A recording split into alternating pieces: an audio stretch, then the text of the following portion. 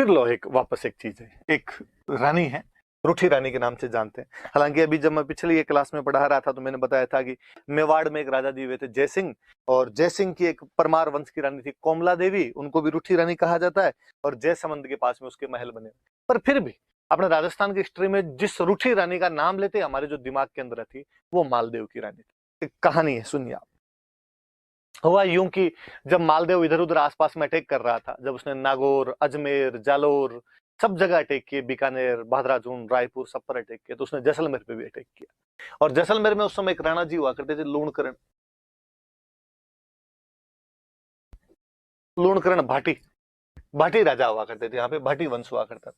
लूणकरण भाटी पे भी हमला कर दिया।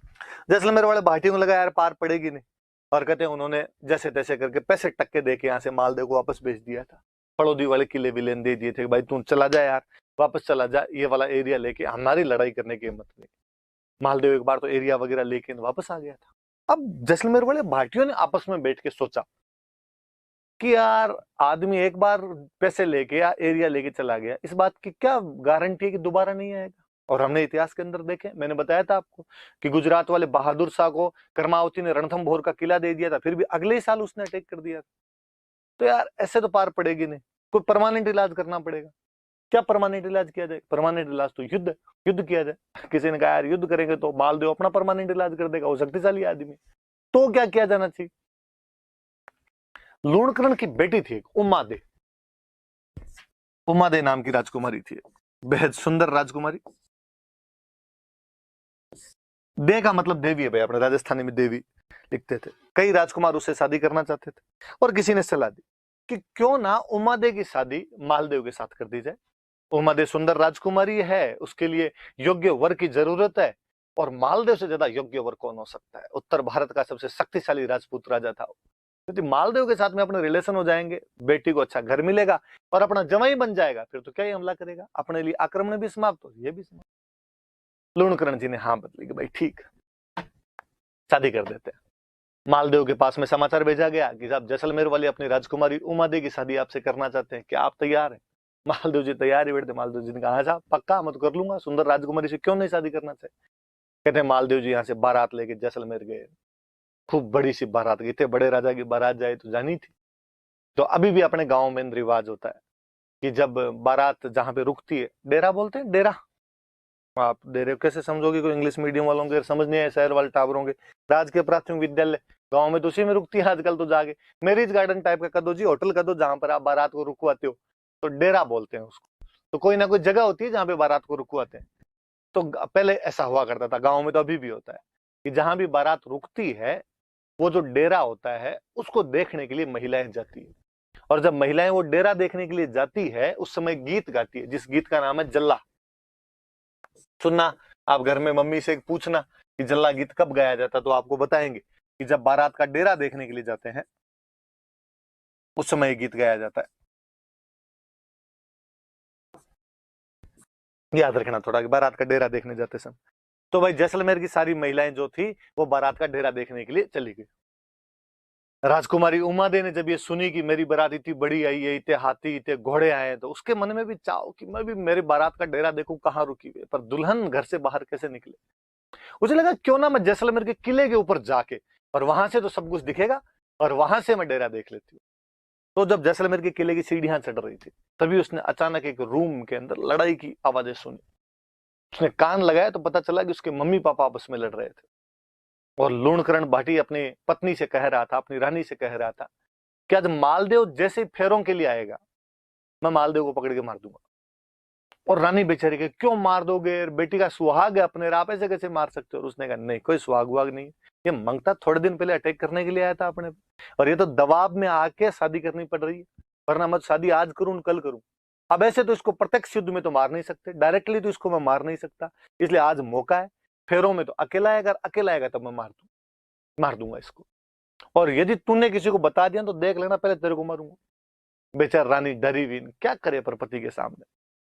जब उमादे ने बाहर ये सब बातें सुनी, उमादे को लगा अब क्या किया जाए। एक तरफ मेरे पिता है जो मेरे होने वाले पति को मारना चाहते हैं, एक तरफ मेरे पति हैं जिनको इस धोखे की जानकारी नहीं है, मुझे क्या करना चाहिए इसमें। और फिर उसे लगा कि किसी हिंदू लड़की के लिए सगाई अपने आप में आधा विवाह होता है और मुझे मेरे पति का साथ देना चाहिए। और कहते उसने नीचे आके एक लेटर लिखा और गुपचुप तरीके से मालदेव के पास पहुंचाया कि मालदेव जी, आज जब फेरों में आओ तो थोड़े सावचेत रहना, क्योंकि मेरे पिता आप पर हमला कर सकते हैं। मालदेव जी ने लेटर पढ़ा और मालदेव जी राजी हुए। उनका रानी हो तो ये हो कि सगाई हो रखी है, शादी अभी तक हुई नहीं, फिर भी मेरा साथ देने के लिए तैयार है। उन्होंने वापस समाचार भेजा कि थैंक यू, जैसे तुम वैसे नहीं मरता इनसे, पर तुमने थोड़ा सावचेत कर दिया तो और ठीक है। और अब मालदेव जी ने अपने साथ में जो बाराती गए हुए थे उनमें से 2 ढंग के बॉडी बिल्डर से छांटे और उन बॉडी बिल्डर को कहा कि तुम दोनों का एक ही काम, आज लूणकरण को फेरों में मत आने देना जब तक मेरे फेरे नहीं हो जाए, बाकी मैं देख लूंगा। उन्होंने कहा ठीक है। मालदेव जी गए तोरण मारने के लिए। तोरण की सारी रस्में खत्म हुई, मालदेव जी अंदर फेरों के लिए गए, बाकी वाले बाराती महफिल के अंदर जाके बैठे, पार्टी सार्टी चलने लगी। लूणकरण जी भी इधर उधर अब तक तो बिजी थे। लूणकरण जी ने कहा अच्छा, मालदेव अकेला अंदर चला गया। तब लूणकरण जी घर के अंदर जाने लगे और वो जो 2 राठौड़ इधर से गए हुए थे, बाराती इधर से, थोड़े बॉडी बिल्डर जिम विम जाने वाले से थे, उन्होंने लूणकरण जी को कहा, अरे लूणकरण जी किधर जा रहे हो अंदर? वो ताक में बैठे थे तैयार। लूणकरण जी ने कहा मैं तो अंदर जा रहा हूँ फेरों। अरे क्या फेरों के अंदर जा रहे हो, यहाँ बैठो, 2-4 पेग सेक लो हमारे साथ के अंदर। और उन्होंने कहा अरे नहीं नहीं, आप समझते नहीं, और अंदर तो कन्यादान करना है यार, मुझे अंदर जाना पड़ेगा। उन्होंने कहा कन्यादान कोई कर देगा, कन्यादान भाई कर दे, कन्यादान चाचा जी कर दे, कन्यादान ताऊ जी कर दे। और वास्तव में ये तो मैंने फिल्मों का फैशन देखा है कि फिल्मों के अंदर यूं दिखाते हैं कन्यादान पापा को ही करना पड़ता है ना। गांव में तो देखते हैं कोई कर देता है कन्यादान, ही तो करना है, घर का कोई सदस्य होगा वो कन्यादान कर देगा। फिल्मों वालों ने कई रस्में चला दी, वरना पहले नहीं होता। वो तो मुझे तो हमेशा ये बड़ा अजीब सा लगता है, मैं शहरों में फिल्मों में जब आगे देखता हूँ कि यहाँ पे लड़की की शादी होती है तो भी सब घर वाले सज धज के एकदम तैयार रहते हैं। गाँव के अंदर तो यार लड़की की शादी में भूत भुआड़िए हुए रहते हैं, पता ही नहीं चलता है। बहन बेटी की शादी हो तो कि आराम करने का मौका नहीं मिलता, कौन नए कपड़े पहने, कौन तैयार हो, जैसे चल रहा है वैसे करते रहो अपने आप। पर शहरों का फैशन है, पैसे वाले लोग होते हैं, काम करने वाले दूसरे होते हैं, यहाँ सब सज धज के पता ही नहीं चलता बाराती कौन है घराती कौन है।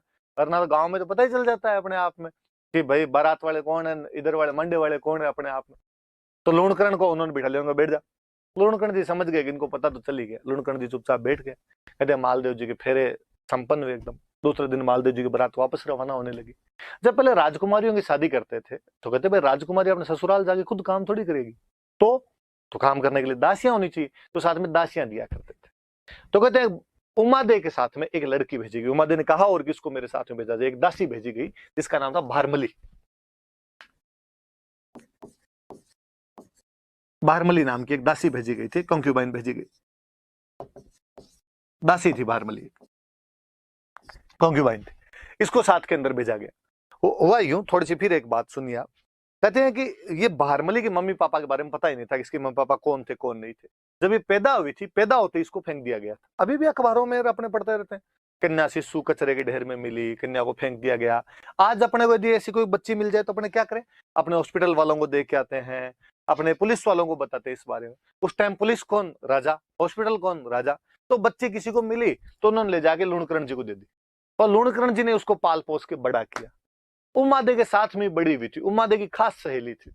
और उमादेव ने अपने पापा का, पापा इसको मेरे साथ भेजो ताकि मेरा मन लगा रहे वहां पे। ठीक है भाई, मालदेव जी ने कहा साथ में ले जाओ इसको। कहते हैं भारमली उनके साथ में चली गई। शाम को मालदेव जी की सुहागरात आई। मालदेव जी थोड़ा नशा पता किया ही करते थे, नशा वगैरह लेके वो अपने रूम के अंदर आए और तब तक उमादेव तैयार नहीं हुए, रानी थे, श्रृंगार वगैरह कर रहे थे, सज धज रहे थे। उमादेव को समाचार मिला कि सब राव जी अपने महलों के अंदर आ गए। उमादेव को लगा कि मुझे थोड़ा टाइम लगेगा, तो उसने भारमली दासी थी उसके पास ही बैठी थी, सहेली थी उसकी, और उसने कहा कि भारमली तू एक बार जाके राव जी, राव मालदेव थे, राव की उपाधि, राव जी को जाकर देगा, मुझे थोड़ा सा टाइम लगेगा। कहते भारमली गई और भारमली बेहद सुंदर थी खुद भी, और मालदेव जी नशे के अंदर थे। उमादेव को जब इस बात का पता चला कि मेरे पति ने ये गलत काम किया है, उसने मेरा वेट करना ही सही नहीं समझा, और उसने कहा कि ऐसे लिचड़ पति का मुंह तो मैं आज देखूं कल देखूं। उसके बाद उम्र भर उमादे ने मालदेव का मुंह वापस नहीं देखा था। इसलिए उन उमादे को हम किस नाम से जानते हैं, रूठी रानी के नाम से जानते हैं। तो याद रहेगी बात कि रूठी रानी किसे कहा जाता है, तो रूठी रानी उमादेव कहा जाता है। कहाँ की राजकुमारी थी, तो वो जैसलमेर के भाटी राजा लूणकरण की बेटी थी। कौन सी दासी की वजह से नाराज हो गई थी, तो वो भारमली नामक दासी की वजह से नाराज हो गई थी और उसने मालदेव का आजीवन बाद में मुंह नहीं देखा था। यहाँ से चली गई थी, अजमेर के तारागढ़ किले में खूब दिन तक रही थी। कहते हैं शेरशाह सूरी वाला जब अटैक हुआ था तब तारागढ़ खाली करवाया था, तब बाद में जोधपुर के पास में किसी गांव के अंदर आके रहने लग गए थे। कई दिन बाद में एक बेटा गोद ले लिया था, मालदेव का बड़ा ही बड़ा बेटा था राम सिंह, दूसरी किसी रानी से राम सिंह हुआ था, उसको गोद ले लिया था और उसके साथ में गुंदोज रहे थे। बाद में फाइनली केलवा चले गए थे, मेवाड़ में जगह पड़ती है केलवा, वहां चले गए थे। पर कहते हैं कि जब मालदेव जी की मृत्यु हुई थी और जब केलवा में उमादेव थे, वहां पर उनको समाचार मिला कि भाई मालदेव जी की मृत्यु हो गई, तो उमादेव वहां पर उनके साथ में सती होते हैं। मालदेव जी की पगड़ी भेजी गई थी और उस पगड़ी के साथ में सती हो गए थे। और उन्होंने कहा भाई वो बेलखना था, उसने अपने पति होने का धर्म नहीं निभाया, उसने गलती की, बाकी मैं पत्नीव्रता नारी हूं, मैं अपने पत्नी होने के सारे धर्म निभाऊंगी। और वो मालदेव जी के साथ में बाद में सती हो जाते हैं। उस उमादे जैसी पतिव्रता नारी को हम आज भी याद करते हैं, उसके स्वाभिमान को याद किया जाता है। क्या स्वाभिमानी महिला थी जिसने गलत बात की, पति की गलत बात को स्वीकार नहीं किया तो नहीं किया और आजीवन अपने पति से अलग रही। इसलिए हम उसको किस नाम से जानते हैं? रूठी रानी के नाम से जानते हैं। अजमेर के तारागढ़ किले में रही थी, बाद में फाइनली लास्ट में तो राम को लेके केलवा चली गई थी और केलवा में वहां अपने पति की पगड़ी के साथ में क्या हो गई थी? सती हो गई थी। मूल तो कहानी ये है। फिर भी थोड़ी सी से जुड़ती हुई एक बात हो रही है, आगे थोड़ी सी बात सही आपको समझ में आएगी, मैं फिर आपको बात बताता हूँ। देखो, कहते हैं कि उमादेव जब यहाँ जोधपुर के आसपास में कोसाना कोई गांव था, वहां पर जब रह रहे थे, तब एक दिन मालदेव जी को लगा कि यार मेरी गलती थी यार, मेरी गलती की वजह से उमादेव वापस चले गए, इसलिए उमादेव को मना के वापस लाया जाना चाहिए। और मालदेव के दरबार में एक बहुत अच्छे कवि हुआ करते थे, ईसरदास जी। और मालदेव ने ईसरदास जी को कहा, ईसरदास जी यार आप जाओ और जाके उमादेव को मना के लेके आओ। ईसरदास जी गए और ईसरदास जी ने जाके उमादेव को मना भी लिया और कहा आपको वापस चलना चाहिए, वापस चल के मालदेव जी के पास रहना चाहिए। उसने कहा नहीं, एक बार जिस आदमी को छोड़ के आ गई उसके पास वापस मैं तो आज जाऊं कल जाऊं, और फिर मैं वापस गई तो क्या इज्जत रह जाएगी? लोग कहेंगे कि पहले तो मुंह सुजा के गई थी और एक बार मनाया देते हैं वापस आ गई। सरदार जिनका आ रहे ऐसी कोई बात नहीं है ना, आपको बाकायदा पटरानी का दर्जा दिया जाएगा, मालदेव आपसे माफी मांगेगा, 10 लोगों के सामने माफी मांग लेगा, आपकी इज्जत को बरकरार रखा जाएगा। उमादे ने कहा कि देखो बाढ़ जी आप कह रहे हो तो मैं साथ चल लूंगी, पर मेरी इज्जत में तनिक भी कमी नहीं आनी चाहिए। सरदार जी ने कहा मेरी गारंटी, आप तो साथ चलो। उमादे को लेके वापस आ रहे थे, रानियां पालकी में बैठ के आया करती थी, उमादे पालकी में बैठ के आ रहे थे। कहते इधर बाकी रानियों को जब पता चला कि उमादे आ रही तो उनको लगा उमादे पटरानी बनेगी, अपनी जो वैल्यू खत्म हो जाएगी पूरी की पूरी। तो उन्होंने एक कवि और हुआ करते थे, ईसरदास जी के अंकल थे आसानंद जी। और आसानंद जी का, आसानंद जी ये तो एक महिला का अपमान है ना, एक बार जो यूं नाराज होकर चली गई अपने पति से, वो वापस थोड़ी आए कोई। आसानंद जी ने कहा सही है, उमादेव को नहीं आना चाहिए, मालदेव जैसे आदमी के पास तो कतई नहीं आना चाहिए, इसने गलती की थी उनके खिलाफ, तो आपको समझाना चाहिए। आसानंद जी ने कहा पक्का। और कहते हैं आसानंद जी जिधर से उमादेव की पालकियां आ रही थी उधर बाहर जाके खड़े हो गए, और जैसे ही उमादेव की पालकियां पास है, आसानंद जी ने जोर जोर से एक दोहा बोला, मान रखे तो पीऊ तज, पीऊ रखे तज मान, दो दो गेंद ने बंद हु एक एक खंबू ठाण। मतलब कि मान रखे तो पीऊ तज, मान मतलब सम्मान, पीऊ मतलब पति, यदि सम्मान चाहिए तो पति त्याग दो, पीऊ रखे तज मान, पर यदि पति चाहिए तो सम्मान त्याग दो। मतलब दोनों में से एक मिलेगा। मालदेव जी मिल गए तो इज्जत नहीं मिलेगी, इज्जत मिलेगी तो मालदेव जी नहीं मिलेगी। कि आज उमादेव की इज्जत है कि उमादेव वह रानी है जो अपने पति को ठोकर मार के चली गई, जिसने मालदेव जैसे शक्तिशाली सम्राट को और ठुकरा दिया, जिसने 9 कुंटी मारवाड़ का राज्य त्याग दिया। और आज उमादेव के गीत गाए जाते हैं, दोहे बोले जाते हैं। तो इज्जत तो है लेकिन पति नहीं है उसके पास में। यहां आगे तो पति तो मिल जाएगा, पर ये जो इज्जत अब मिली हुई ये नहीं मिलेगी वापस। दो दो गेंद न बंद हु, गेंद का मतलब होता है हाथी, दो दो हाथियों को नहीं बांधा जा सकता, एक एक खंबू ठाण, एक ही खंबे के ठाण पे, एक ही स्थान पे दो दो हाथियों को आप नहीं बांध के रख सकते, वो आपस में लड़ेंगे। इसलिए इज्जत या पति में से एक चीज जो आपको प्यारी हो वो मिल सकती है, दोनों एक साथ तो नहीं मिलेगी। और उमादे ने जैसे ही ये दोहा सुना उनके झाड़ झाड़ उठी और वो यहाँ से वापस चले गए थे। कहते हैं उसके बाद वापस वो यहाँ पे नहीं है। थोड़ा सा और मैं कहानी को थोड़ा और आगे बढ़ाऊं। कहते उमादे का किस्सा तो उसके बाद खत्म हो गया, पर भारमली तो अभी तक मालदेव के पास ही रहा करते थे। एक दिन जैसलमेर की तरफ बिजलियां चमके और भारमली एक टक उधर देखे। मालदेव जी ने भारमली से पूछा कैसे, जैसलमेर की याद आ रही है, पीहर की याद आ रही है? उसने कहा याद तो खूब ही आ रही है, तुम्हें जाना चाहिए जैसलमेर, जाके आना चाहिए। उसने किस मुंह से जाऊं मैं, मेरी वजह से उनकी राजकुमारी घर छोड़ के चली गई, आज मैं जाऊंगी तो मुझे वो क्या कहेंगे? उनका तेरे को कहेंगे मतलब जैसलमेर वालों की इतनी औकात कि तेरे को उल्हाने दे दे, तेरे को ओढ़ में देंगे वो, तू कल जा। और कहते भारमली को भेजा, मालदेव जी ने लिख के भेजा जैसलमेर वालों, यदि बारमली के साथ कुछ भी ऊंच नीच हुई तो देख लेना। अब बारमली वहां पे जैसलमेर गई, अपने पीहर पीहर ही था एक तरीके से, वहीं पली बड़ी थी, वहां जाके रहने लगी। कहते वहां का जो राजकुमार था, वैसे तो ऑलरेडी शादीशुदा आदमी था, 3 रानियां थी उसकी, पर बारमली बेहद सुंदर थी। वो बारमली के चक्कर काटे, आसपास घूमे बारमली के। उन तीनों रानियों को डर महसूस हुआ, उनको लगा कि ये बारमली इसको और चक्कर के अंदर लेगी। तीनों बैठ के आपस में बातचीत की। उनमें से जो एक रानी थी, उस जैसलमेर वाले राजकुमार की जो एक रानी थी, वो बाड़मेर में एक जगह पड़ती है कोटड़ा। वहां कोटड़ा का जो सामंत था बाघ सिंह, उसकी बहन थी। बाघ सिंह को कह दिया बागा, और कोटड़ा का था इसलिए हो गया कोटड़िया। उस बाघे कोटड़िए की बहन थी। बागा कोटड़िया धड़ाईती आदमी था। धड़ाईती मतलब जो दिन दहाड़े धाड़े मार ले, डाकू टाइप का आदमी था, पर था रॉबिन हुड।